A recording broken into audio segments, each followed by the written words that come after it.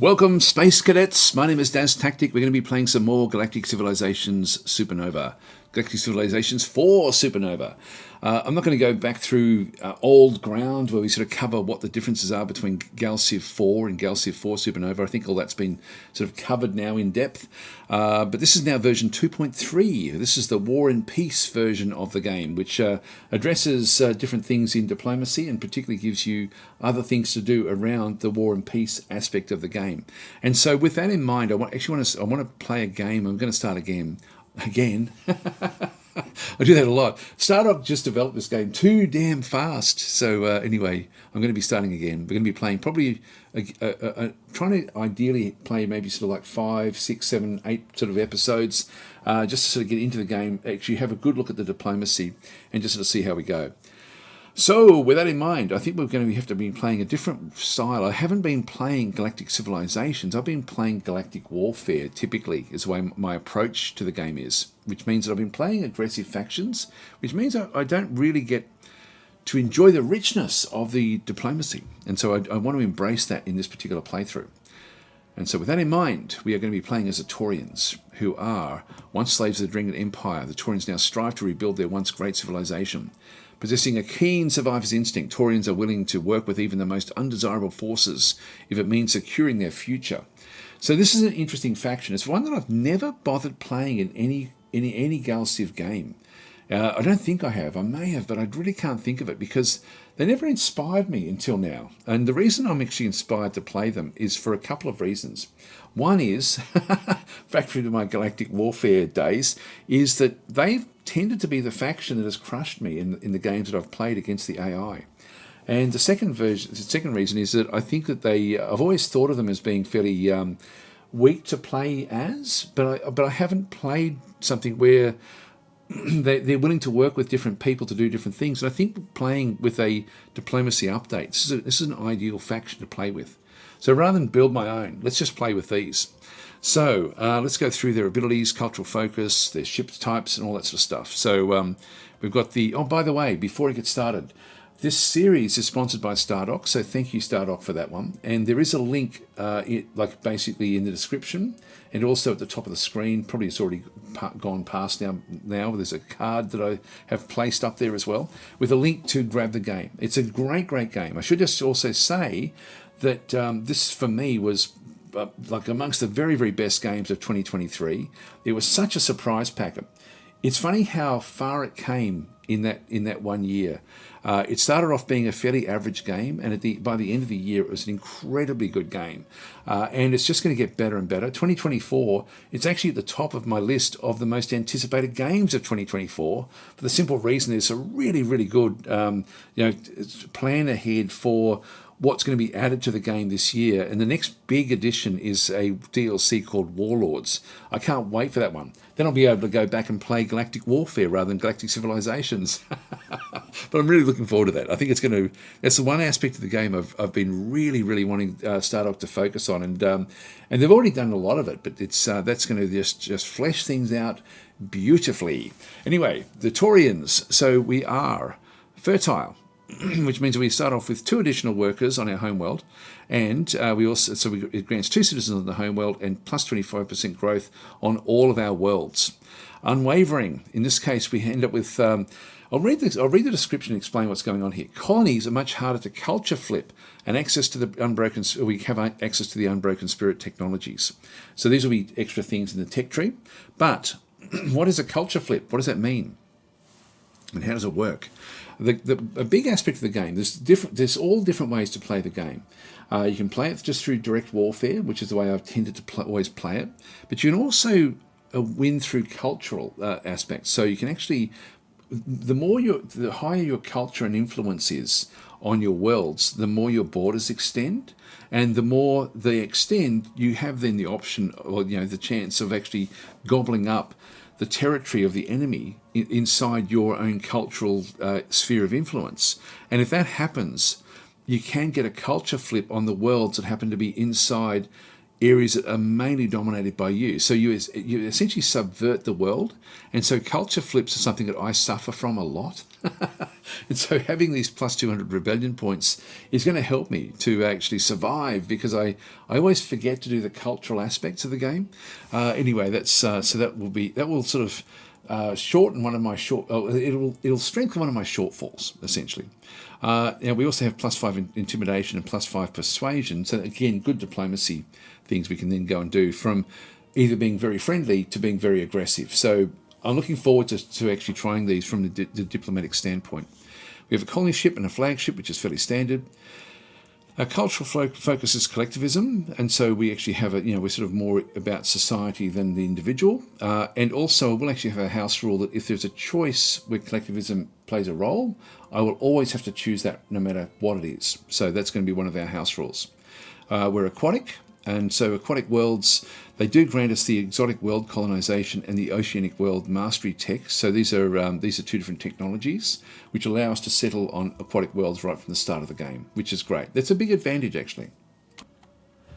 Now we also do get with this one some unique aquatic techs as well, and buildings as well. Now it doesn't say buildings in there, but we actually end up with a very, very unique start. All the factions do now. They end up with starts that are really quite interesting. So it's almost like every faction you need to, almost need a plan of how you would typically build for a faction. So we'll have a look at all those different things.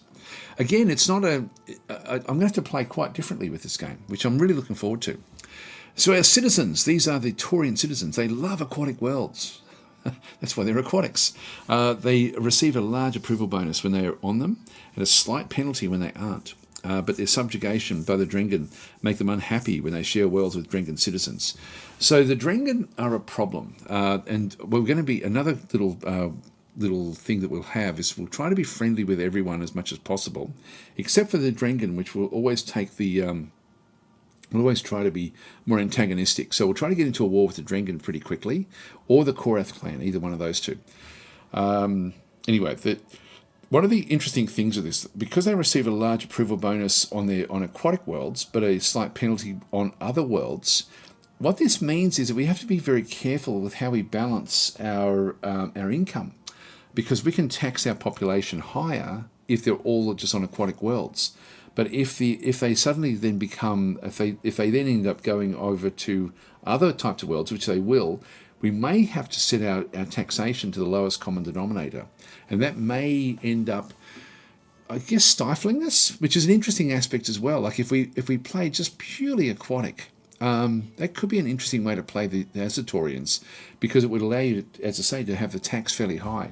Anyway, we're not going to do that. We're just going to play the game as per playing it, and just see what we end up with. Let's just go next. I'll just go no. I was just testing things before. She'll go yes, because the only thing I changed was just to change the name to DasTactic. So that's all I did. Everything else is the defaults. So we're going to be playing with the Taurian ship style on Tauria itself, which is an incredibly good system, actually, particularly for the Taurians. We're going to have explorers, which I would never have chosen. Like it's one of these things I always. So this says it modifies how far your ships can travel beyond your borders. It's actually better than that. When I had a look at it, I thought, oh god, I should actually just get rid of it. But we end up with +2 ship range, which really doesn't matter. Like that's really unimportant. But we get the +2 sensor range, and that is actually fairly impressive. So the actual distance is very, very unimportant, but the actual sensor range isn't. So that's actually pretty cool. And then we have fast, which is actually 2 points. So that's the three in total. It gives us 2 extra moves, which allows us to either close the gap with other ships, or to hopefully escape from ships as well. So we've got a bit to enjoy about that one through there. We'll just go next. Playing on, and I might just let you have a look at this one. I won't explain too much about what's going on with this one. Have a pause, have a look, and that's what I'm playing on. Next. I'm going to be playing with the Altarans, which should ultimately be a friendly faction for us to play with. And so we've got the Drengen, just we've got our arch enemy. We've got the Korath clan, which I think also will be our arch enemy. So I'm assuming that they're also going to be a problem for us if we end up with them as well.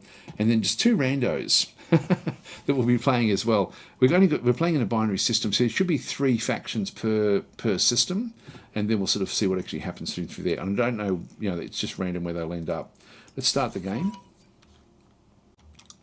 I do love this cutscene, but I've shown it so many times. I think it's the best cutscene I've seen for a game for such a long time. It's just beautifully done. Anyway, much as I love watching it, I'm not going to put it in the video, just because we need to move forward. We've got only limited episodes to do a lot. Anyway, we can get rid of that. So, what are the first steps? There's a few things.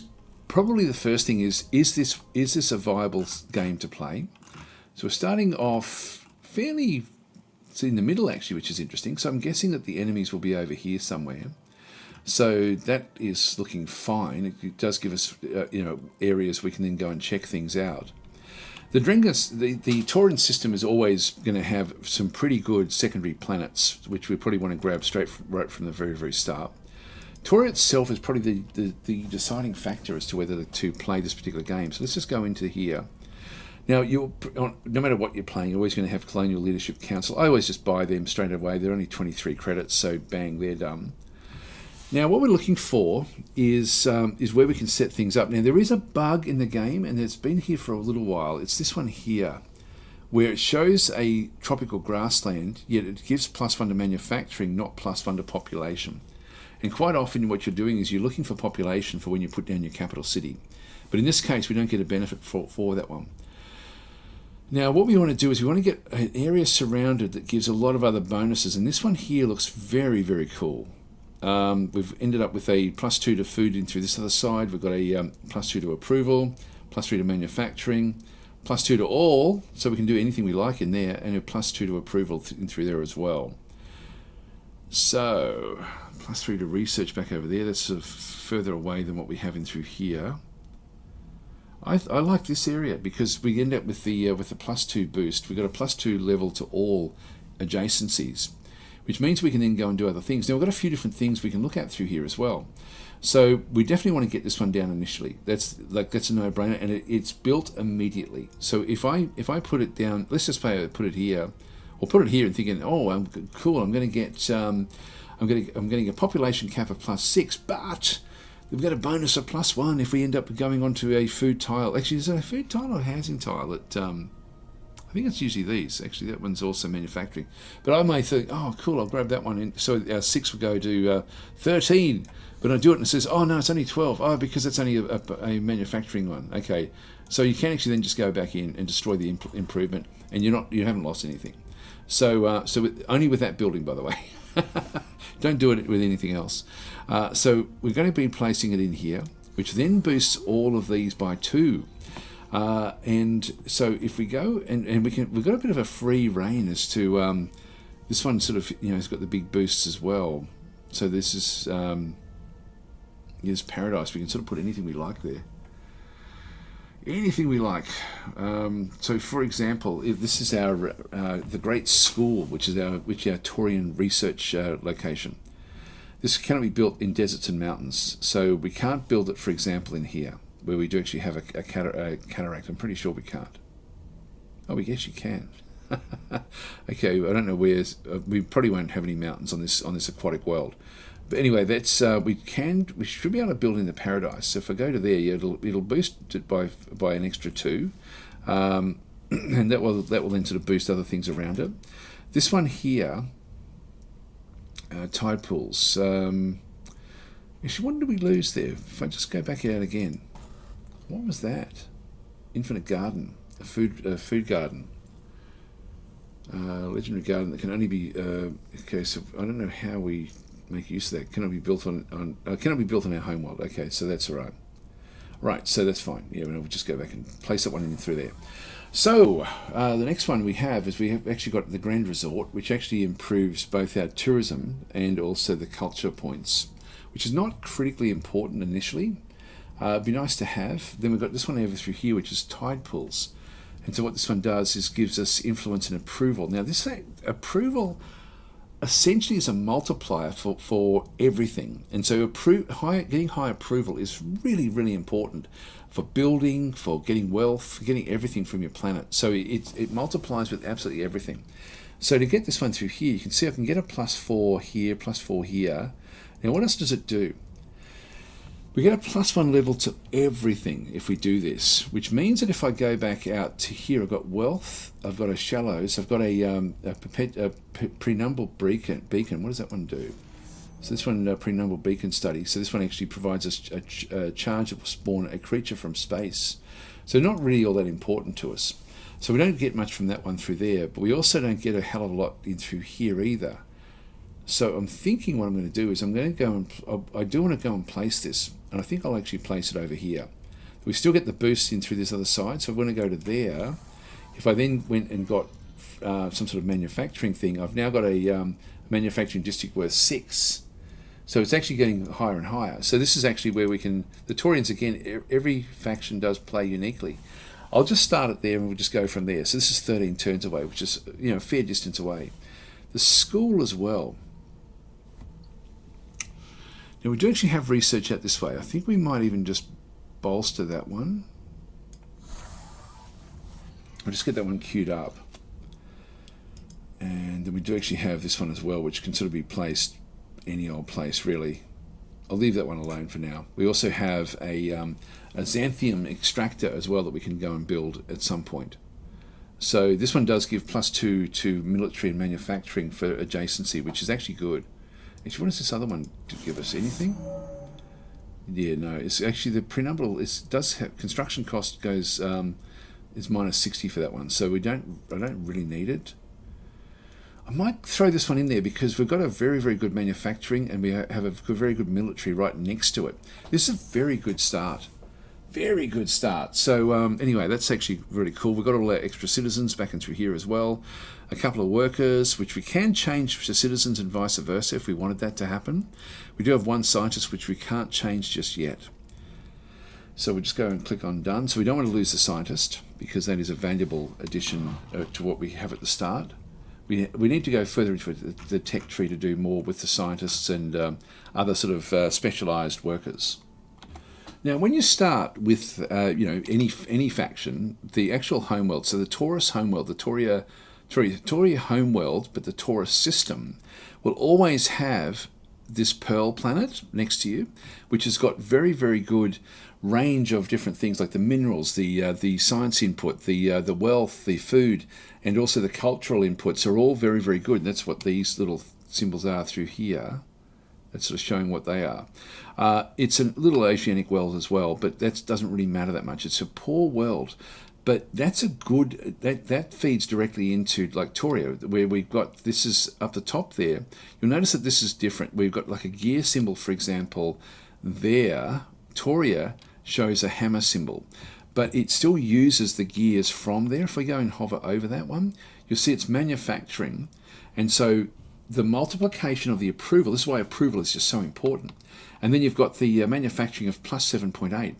We're getting a material input of +2 from the world, and then we're getting +1 from the xanthium that's on the world. The governor is giving us a +26%. We've got 3 workers, which are giving us +1.4 manufacturing.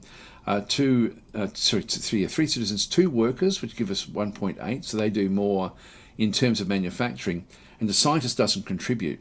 As we go to science, though, we'll see that the scientist is giving us 1.2 extra research. The citizens are also adding to that as well. So citizens are a bit of a generalist, but the workers won't do anything to help with science. Wealth, we are getting again, it's a little bit from the workers and scientists, just 0.4 and 0.2 respectively. And citizens are giving us a lot more though, again because they're general. We do have a bit of crime on the world, so we may have to sort of address that one as well. But the income is, again, we've got the taxes up the top there. In fact, science is also, so science is impacted by the approval of the world. Manufacturing is impacted by the approval of the world because it's a literal just basic multiplier. The income is by our taxes. So if we can up our taxes effectively, then we can get more income. And so we actually end up with a gross income, and then we basically tax that at a certain rate. So it's almost 20, and 33% of 20 is the 6.5 essentially is what we're getting. Back over through here, we have influence growth. So we're getting 12 in through there, which is, that isn't really impacted by that much. Oops, God, sorry, guys. Food, we've got heaps of food, 25.9. So we've got lots and lots of food coming essentially from the, essentially we've got the farming input there of plus 24. We've got must have a farmer on the world as well. And then we also then just have control per month. Control is something we spend, and we will be spending that one pretty much right from the very, very start to get things done. So there we go. That's the actual home world. Now there isn't that. So we've got a little world here, which will then add to all of those different aspects. But there's another one as well, just right here. It's always here. So grab your colony ship and just start to head out that way. There it is. And so this is called Deep. And the reason I want this one more than the other one, it doesn't have the cultural, but it does actually have better minerals. It's got the same science of 2, same wealth of 2, but even more food. Having all the extra food doesn't really matter. It doesn't really, I don't think it, maybe it does add to, planets produce food that is consumed by your organic citizens to get more colonized new worlds or specialize your citizens into farmers. Now, we don't need our farmer. If we've got a farmer citizen, I think we might come back. We might tweak all these things. I think I'll still just do a bit of a deep dive. We're just going to colonize deep. There we go. First steps, blah, blah, blah. So anyway, that's now feeding back in. And if we have a look at this one, there's a supply attrition because of the length, the vast distances from that planet back to the home world, giving an attrition of 6%. And so the longer the distance between where it has to ship to, the more that attrition will kick in. So if we have, if we go into here, we should have almost no attrition at all. And so we're getting a 3 extra minerals coming in, but with 6% removed. So if we now have a look in through here at the manufacturing, we'll now see that the mineral input is 4.8 instead of just being 2, what it was before.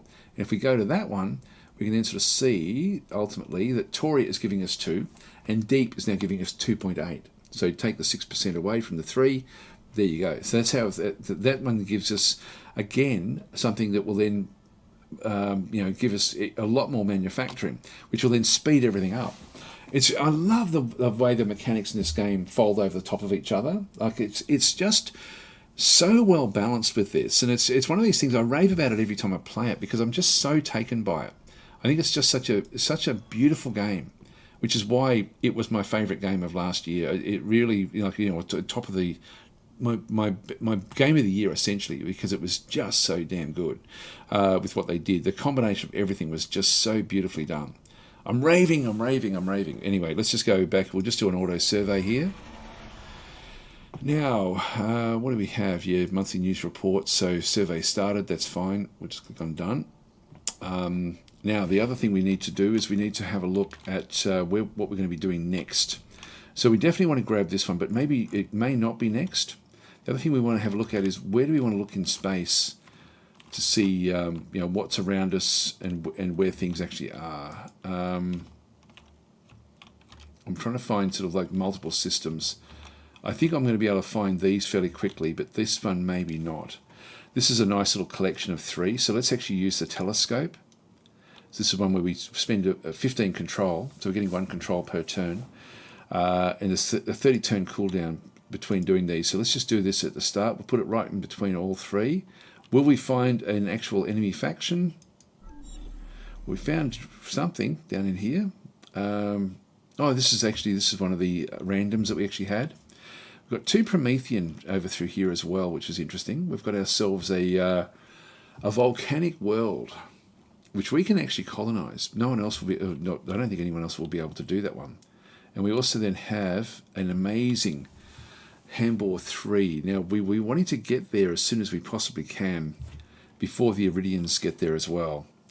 So this is the system called Iridi, and that's going to have some small little worlds. But that one there is has got less population cap.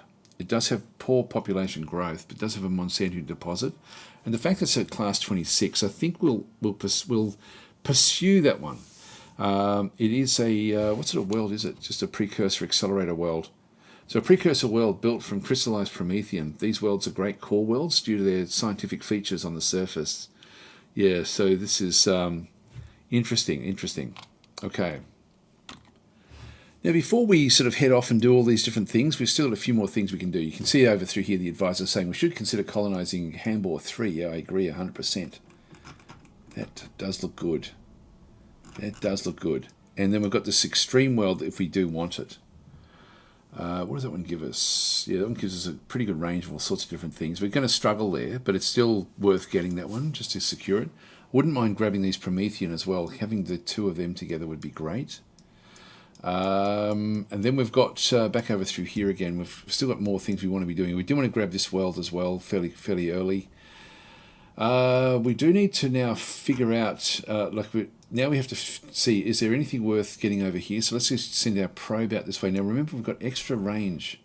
So here we go, from the corporate sector. So we need the universal translator, so we can't do anything else in through there. Now, where did they pop up from? Is that them there? Yeah, so that's the corporate sector. Okay, so we're going to have to be we're going to be trying to be friendly with them. They may grab this one before they grab this one. We may still be able to get there first. I don't know if we will. Anyway, let's just continue on. Now, what I want to do is I just want to find habitable worlds initially. Now, that's an independent world. A minor world. This is immune to culture flip, by the way. So we need to... it's a terrestrial world. I think that what we can do is well, I've always just played them as if you eventually just take them over. But maybe we'll try, in the spirit of playing with more diplomacy, maybe we'll see if there's any other things we can do.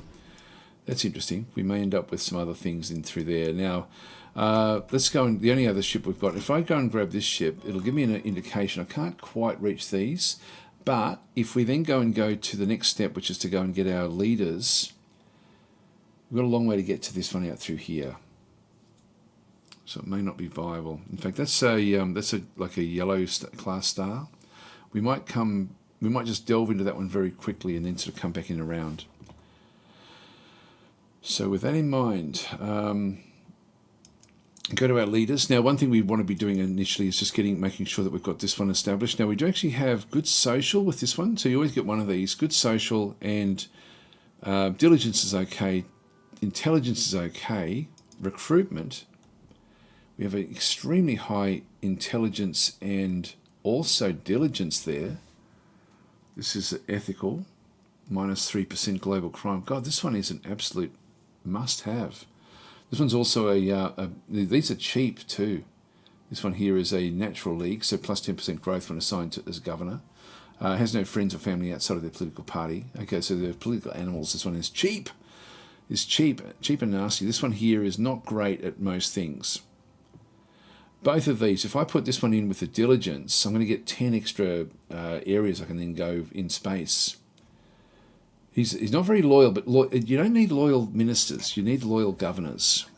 And I like this guy with this extra intelligence. So we're going to end up with a third one that we're not really using at this early stage.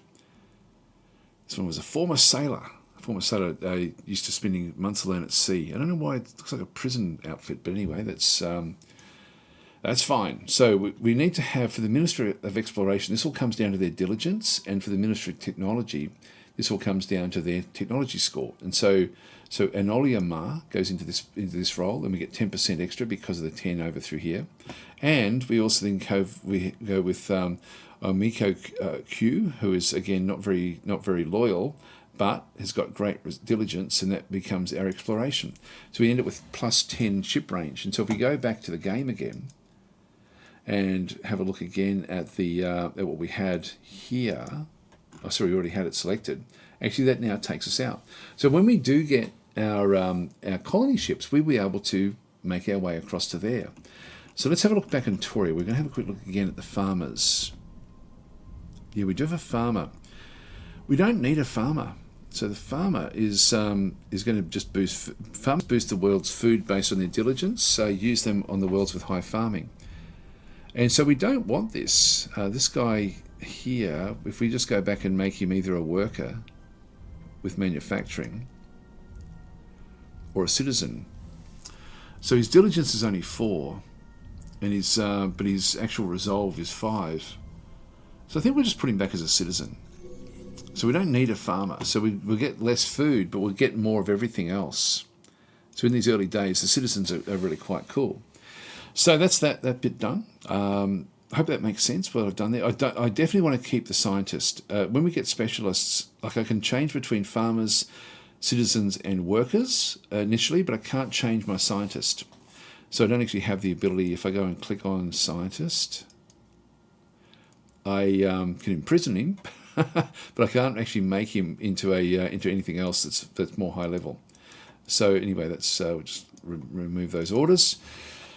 And so we want to make sure that he also stays on the home world as well, just so where it's going to be most effective. Okay, so that's actually where we are there. Now, with a few other things we can do while we're in here, we can go across to our monthly credits. Actually, no, I'll do that somewhere else. Let's get our growth up. Just go and get the recruiting station, which is going to cost me 100 out of my treasury, but we're going to get another 20% growth. Growth is important for us at the early start, and then we can sort of ditch that if we wanted to. There's no ongoing cost, but we probably won't need it. It is chewing up one spot. One thing we definitely be wanting to do now is we know that we've now got at least two targets for colony ships. These are only 4 turns to get these, but we don't want to wait. Let's get 3 of those. We've got the Promethean as well. Let's go and grab the Promethean, and we'll also bang in another probe there as well. Now this first ship, it doesn't cost that much, only 300. We've got 1,000 left. Bang, let's do it. We're down to 700, done. So we'll get that one next turn. Research, now that because we've got the colony, because we've got the extra minister in through here, we get +1 extra random tech slots, which gives us more choice. So when we go back into our techs, we do have colonial policies, universal translator. This is an important one for us to get for a number of different reasons. One of them is it opens up the hyperwave radio, but the other one is it allows us to start talking with other teams, other groups. I think we might go this way here.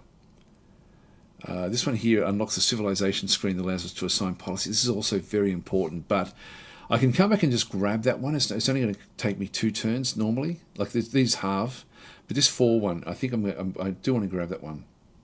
If we have a look at the technology, the tech navigator back in through here. So universal translator next, and then we get hyperwave radio, which then opens up different bits and pieces. Now I don't know where our specifics will be. We go to engineering. Colonization. We should find that we've already got this one, exotic world, which is a long way down in the tree, and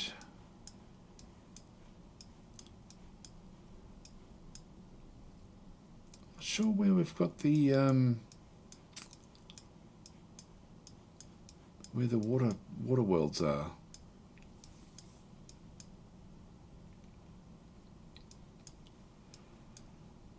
Yeah, I'm not sure where it is. I thought it was after this actually. I thought it was directly after it. Not seeing it there.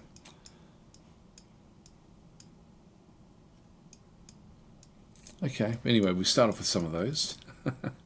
Warfare, I don't know if we've got anything special in here. I'm not sure where the extras are that we end up getting. Anyway, it's a big and involved tech tree, which is really quite cool. Universal translator, just click on done, and that will be the thing that we're sort of then going to be researching initially. And we'll just end our turn here. So this then gets this is our cultural influence now sort of extending out from the planets that we've now got. Now we're going to be boarding the spawner from Toria. We've got I'm not going to worry too much about what they've got. They've all got different abilities with their intelligence, social skills, etc., etc.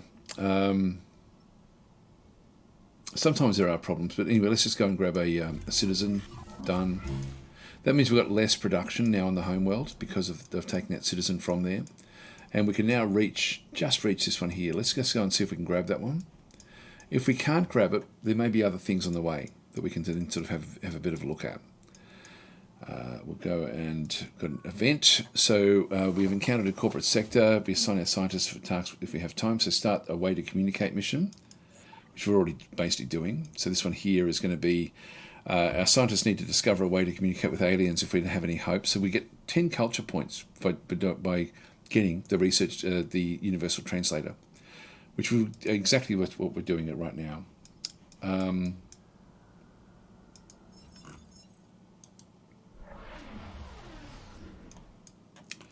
this antimatter, that's actually important.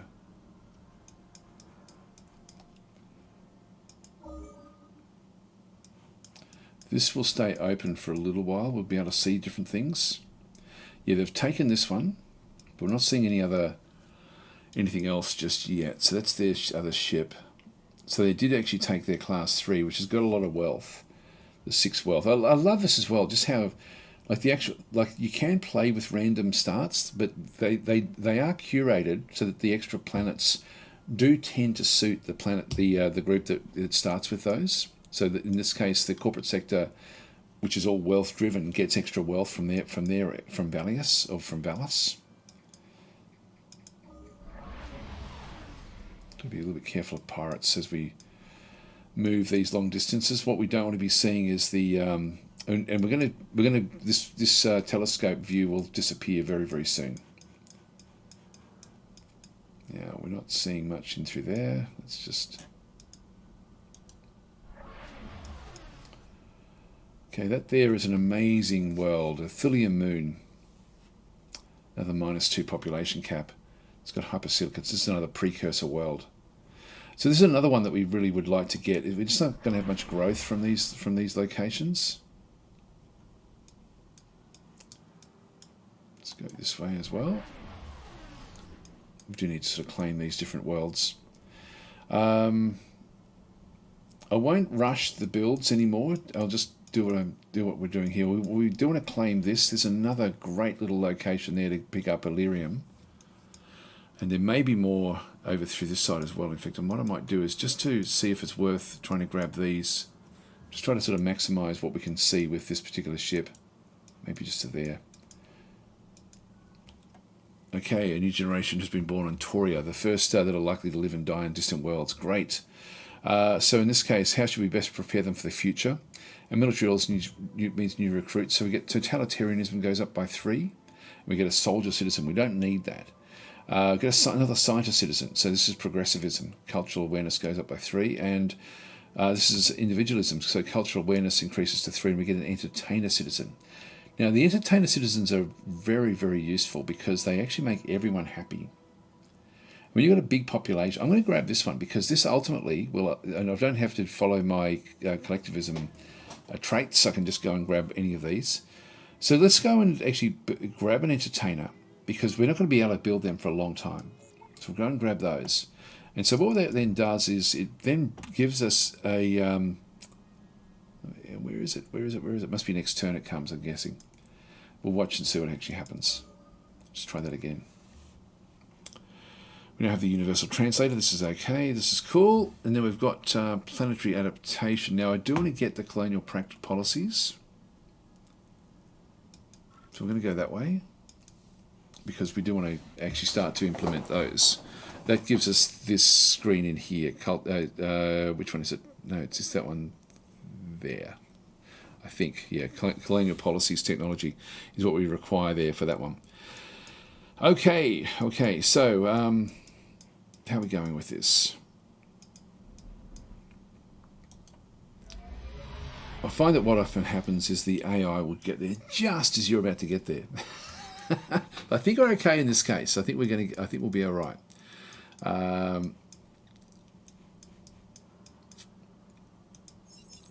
So let's go and see what we can find up this way. Is there any other stuff? No, there's not.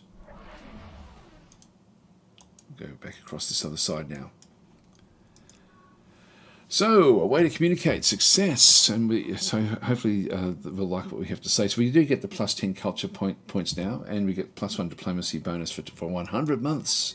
So we will go now and start. This is actually, I haven't seen this yet in the game.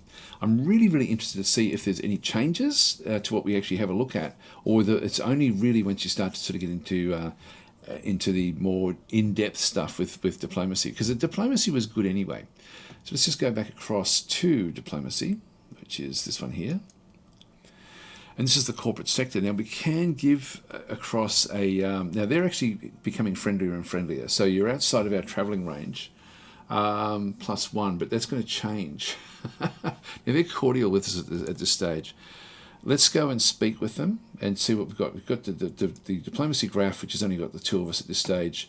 And we're not really sort of seeing anything else in through there. If we have a look at the at trade, so there's what treaties can we do? We've got peace treaty, open borders, and they've got an exploration treaty. Must know the other civilization for at least 20 months. You've known them for 4. And peace treaty, we're not at war with this. Okay, that's just to come back from a peace treaty. Now, if we go to open borders, they'll agree to open borders. Strategic resources, they may, I don't think that they'll offer us any modules. I'll just put in 1. No, they won't. So cancel that. And they won't give us ships either, so that's okay. They may give us credits. They've got heaps of credits. And, yeah, so they won't, they'll give us 40 but not 50. So we can just again, I find this so functional, the way it does actually work. Now we do actually have persuade and threaten, which we actually have a little bit extra we can do. Your persuasion ability will make your trade-off appear to be worth 5% more valuable, but cannot be used again for 12 months. This is not important for me, so I'll wait until I've got something important to do. Or threaten. So your threaten ability will make your trade appear to be worth 5% more valuable, but will damage relations. And we don't want that. So we're going to accept this. We want to be developing an ongoing relationship. Now this is not, I'm not seeing much difference in through there. So if we go back to speak to, yeah, there's nothing else there. Okay, so it must be coming around when there's when we get deep into the game, I think. And we should then find that this will start to improve as we do other things as well. So we'll start to sort of try to become a friend of the corporate sector. These are greedy as well, like so prioritises opportunities to increase their treasury by any means. They're carbon-based, they're traders. So they do seek opportunities for peaceful trade. So we'll go the same way. So we'll actually go, I'll play differently than what I normally do. We'll just click on done and done. And the Toria Planet Report. So now this is new that's come into the game as well, where you basically have an event, no matter which faction you're playing, fairly early on, that gives you a boost, like a special ability on your planet. Now just be aware, you can't delete and rebuild this. So wherever it ends up, it's just going to be random somewhere on your planet. I did actually test this to see if you could actually trick it into specific areas on your planet. Like you can basically sort of put this one away, decide later, and then come back in and sort of then do it, and then have to then go and deal with it. So you could go on to Toria. I tried sort of injecting different things in here, like I'll make that into an agricultural district, for example, and stuff like this. But it still just randomly placed it wherever it was going to place it. So you don't have any real choice with that. I don't know if it would do it with actual buildings. The Grand Resort. Let's go and throw that in somewhere. What's that going to give us? It's going to give us a bonus per level of 10% wealth. So that's pretty big. If I just go and place that one there, at least that shouldn't be able to be built. Like I think that these actually do reserve. I would hate them to build in here though. Let's have a look back and see what we've got. Let's click on done and go back and do that particular message. So what do we end up? So surrounded by the alien technology of their former overlords. So we've essentially broken the shackles of the Drengen. They grapple with this enigmatic potential from the dense jungles of Toria Prime. Strategic minds converge, debating the fate of the advanced arsenal now at their fins. Will they dismantle the relics of subjugation to prevent further tyranny, repurpose them to fortify their liberated worlds, or set forth as harbingers of peace in the interstellar theatre. The Taurians' choice will refine their destiny among the stars. So we've got 3 different buildings or improvements on our homeworld. The first one is focus on space exploration to discover new possibilities and expand Taurian presence in the galaxy. So we end up getting the Taurian telescope on our homeworld. I don't know what that is. Leverage abandoned technologies. This one gives us a Drengen tech cache on the homeworld, which sort of boosts what we can build next to it. So utilize the enemy's left behind technologies to boost your own scientific and technological capabilities. And then we have revitalize the Taurian culture. So invest in cultural revival programs to strengthen the Taurian identity and unity in this new era. So this one places the cultural revival structure on the homeworld. I am thinking either the top one or this one here. I think we'll go with culture, just because I've never ever played that way. So if we now go back into Tauria, it did place it. Is that the one we? That's the. Yeah, so it just placed this one in here. So this is now an actual building, and it did place it into an area that was for approval. And so the cultural revital initiative is a broad-based effort to invigorate our cultural heritage. It's colony unique. This one does cost 1 maintenance. That gives us +5 social skills, and does actually have the influence growth of +20%, which is cool. Also at level 2, so 2% per level. So we did get a bit of a boost in through there. We end up with a 4% approval, which is very, very cool. And we also on the adjacency level bonuses, we have +1 level to +1 to approvals. Now, approvals we were building up through here with the tide pools. I don't want to destroy this, but you can destroy it if you wanted to. You can't build it back. The other ones you can destroy and build back. The Grand Resort. It does improve this. It says it's only level 2 though.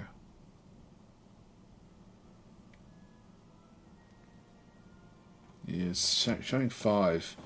Anyway, that's we do have a boost there with culture again, and then there'll be a cultural boost down through there as well if we wanted to make a district. That's all cool. That's all good. Just click on done. All right, we'll just end our turn.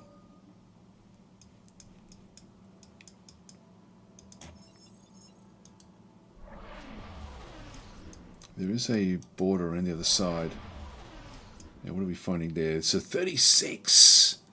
Another precursor capital. God, we found so many of these. Where the population cap is so low. This one's got extra income, but low growth. Once the capital of the precursor civilization. But class 36 would make that extremely good. Now, I don't know if we've got any other factions we need to consider. Let's just go this way.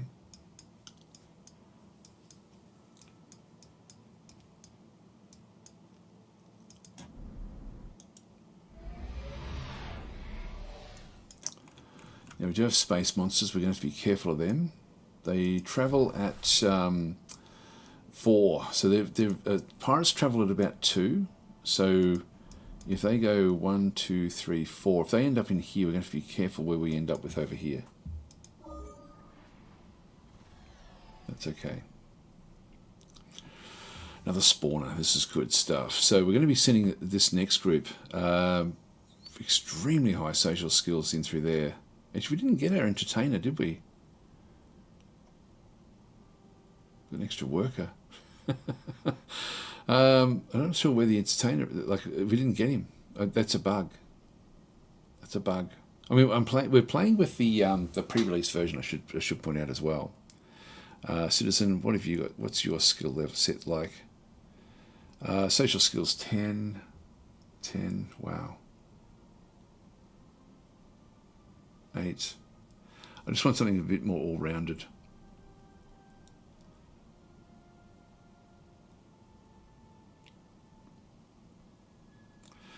Okay, socially they're all pretty good. I'll just throw one of the workers across. Yeah, I want to get the general stuff. This now has become a colonist. Done. And our survey ship cautiously approaches a mysterious object. Blah, blah, blah. We don't know what that's going to be just yet. We'll choose new tech. So we now have colonial policies. Unlocks policies to protect the environment or increase movement speed. Let's go that way. Although this one would be good, just so we can start to protect ourselves. Yeah, we get 2 free warships. Let's do that. It's only 3 turns to do that one. Now they're miles away, so we don't have to worry about that one. Let's just go back across. It looks like we're going to be able to grab this world, which is a good start. Now, Adafara 1. Yeah, we'll definitely go back out this way. Now, we don't know where the pirates are. As I say, that's going to be important.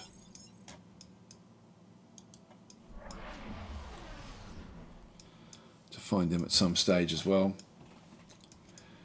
Now, we're not spending the money. We're in no screaming rush to spend the money to get ships. We'll get Pearl next, just to get the boost into our homeworld. And pretty much we've got underwater homes. This is a cultural trait, which gives us another +2 population cap. This is cool. So this is an aquatic cultural trait that we actually have. Population boom. So the growth goes up by 200%. We don't need that. Land exploration and heart of the empire. Just the influence growth and gross income. This one's a good one to start with, I think. So we'll just go and grab that one. This one also, by the way, with the civilization overview, we can now change. Like if we change to high, we've still got 72 there. The money goes up. If we go back to normal, it's hardly changing from between, sort of 88. That's I think a bug as well. Like if you come from different angles, that also changes. But around 90% is really, really good. So I'm actually happy with getting 8 income and 93% approval. That does work well. Now we can't trade yet. We don't have any trade routes yet, so we'll come back and look at those. But we will actually try to start to work that way. So I'll click on done. So this is the first one into here now. We now have cultural progression as well. And so collectivism is where we sort of had started. What I'm going to do is I'm going to pause, have a quick read through and just figure out our way through. We have a few really good choices here. Like unification gives us plus 100% homeworld influence. That doesn't do much for us, but it does then open up other things where we sort of end up with getting, for example, population cap increasing on core worlds by 2, which is actually fairly substantial. Like particularly on those precursor worlds, that's a good one for us to aim for. But we've got other ones like pacifism, for example. This one with kindness, we end up with 3 construction ships and +1 diplomacy. I'm going to go this way because I think that's actually really what we're about in this playthrough. So let's just go that way. It also, getting those 3 constructors is really, really important. We then have charity, so we end up with a minus 10% global crime, spawns a support ship, the goodwill, and we also have peacekeeping, which gives us starbase range of +1. So all leaders gain the peaceful trait. We have +2 diplomacy for peacekeeping as well. So this is actually... this is so different to the way I normally would play. I love it. I'm really enjoying it. And so we've got this is our constructors. So we've got 3 constructors that have now spawned in. Let's have a quick look and see what we can do around here. Now we knew that there was 2 Promethean in through this other side, which is ideal. We've got 2 Illyrium there as well. Now this, we could grab and get 1 antimatter and 1 Illyrium. I've got this one here for that. I'll move that one down this way.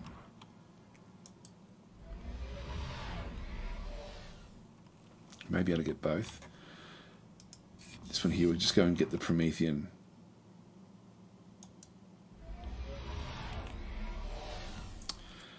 Now this looks like there may be more antimatter back over here as well. We do need to go and do more searching.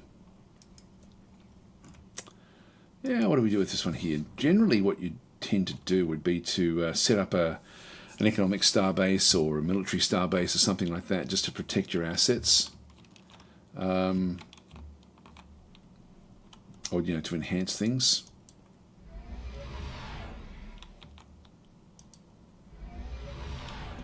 That gets Toria inside Pearl deep as well. And if we're going to have a bit of a look,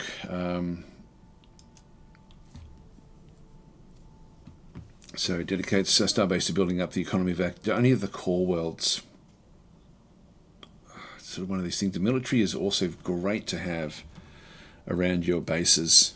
I think I'm going to stop this and just go back, and we'll just wait until we end up with another opportunity to pick up more resources. In fact, I might just use it to have a look and see what we can find around this other place, so we can get more antimatter.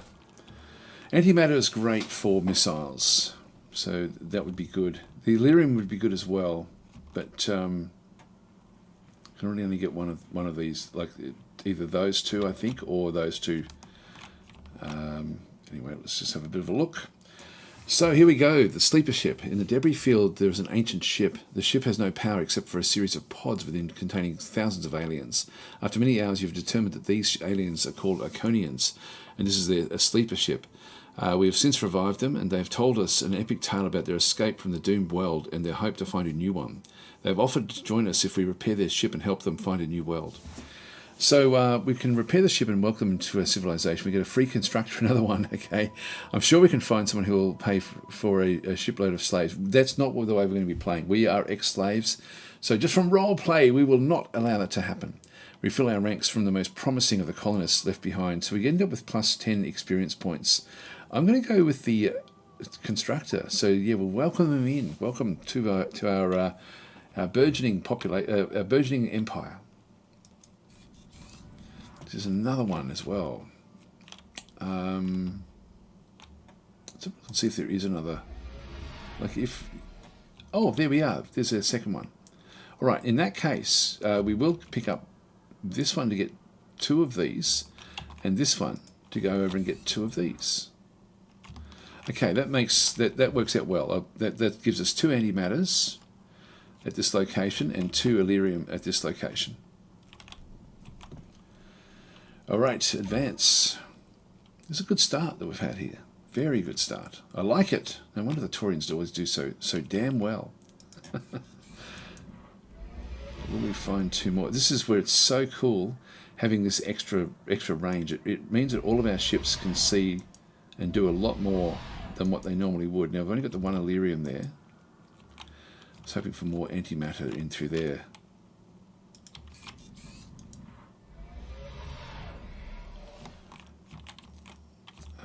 We're going to be colonizing this world. Hambor 3. We'll probably rename these to sort of suit. An immense precursor accelerator is orbiting Hambor 3. We're able to tap this device to create even more powerful drive systems. All of our ships built here will benefit from a great increase in speed.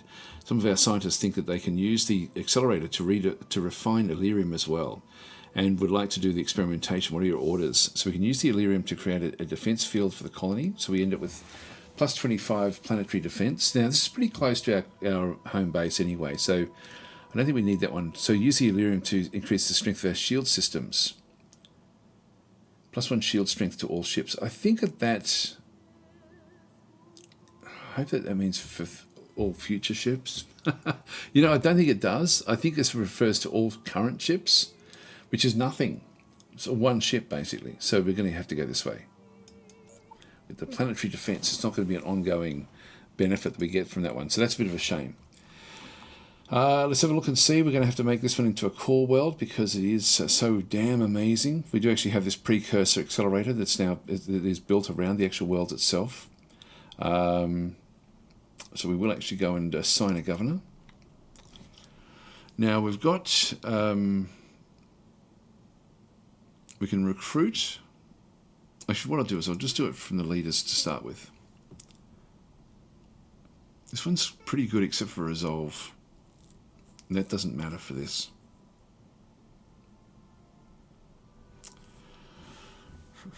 I think he's fine, actually. I think he is fine. So let's just go and place him. If we just go back to the governors.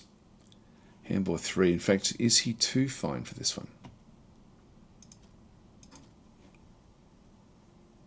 That one's reasonable as well.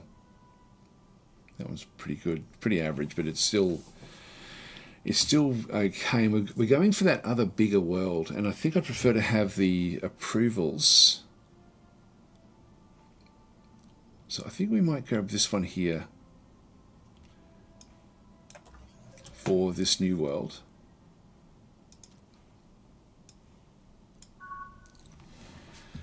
Here we are. What is this one? Party loyalist. That's okay. So we just click on done. So we now actually have this world in here. Now it's a poor world, but does actually have extra things it can then go and do. Now we're going to have a lot of population ultimately. So look and see what we've got that we can work with on this particular world. Actually, look at the time. We are running out of time. This is not like, you know, this is one where the approval is going to be lowish on this world because it's not actually the sort of world that we want. So we've got, we do actually have some places in here that would be interesting. Now that one does give us a +2 to population there somehow. Oh, +1, the adjacency is +1 to population as well. So this is here, the Monsantium. So that actually replaces this. We've only got one here. This one gives us another population cap of +1. But if we go to there, we end up with another 2. That gives us 4. So that's almost a no-brainer to do that, even though we miss out on the adjacency, the +1 adjacency. Now that one there, we've got extra manufacturing. We don't have a hell of a lot of manufacturing. What's this forest? That's all we really have.